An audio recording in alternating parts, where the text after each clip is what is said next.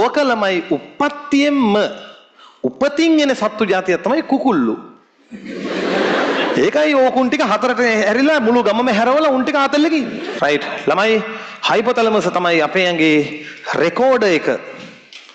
එයා රෙකෝඩ් කරනවා යම් දේවල්. මොනවද?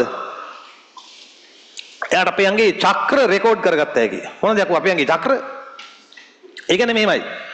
ඔන්න අපි නොකඩවා උදේ 5ට හැරෙනවා එලාම් තියතිය. 5 නම් කොහමද හැරෙනව නේද?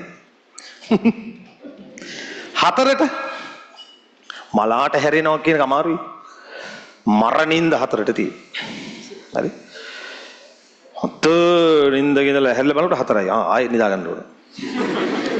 එහෙමනේ අපි යන්නේ. 4ට අපි හැමදාම එලාම් තියතිය හැරෙනවා කියන්නේ. දවස් 5ක් 6 වෙනි වගේ දවසේ එලාම් නැතත් 4 මිනියට හැරෙනවා. 4ට හැරිලා එලාම් එක නැත්තේයි කියලා එලාම් එක තියලා නිදා ගන්න. හරිද? අන්නේ ස්වභාවික එලාම් එක වද්දන්නේ හයිපොතලමස්. ඒ කියන්නේ එයා ඒක රෙකෝඩ් කරගන්නවා. රෙකෝඩ් කළා අර පුරුදු වෙලා වෙනකොට නැගිටින්නේ නැද්ද වගේ එකක් එනවා. එහෙම එකක් එනවා. එකපාරට හැරෙනවා. ඇත්තට නේද? ඔහම පිට හැරලා එකපාරට 4ට අද හැරෙන්න ඕනේ නැහැ නේ කියලා නිදා.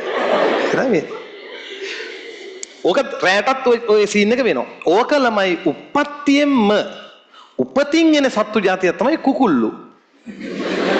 ඒකයි ඕකුන් ටික හතරට ඇරිලා මුළු ගමම හැරවලා උන් ටික ආතල්ලේ කිව්වේ. හරි? ඔන්න සිද්ධිය. ඒක තේරුම් ගන්න.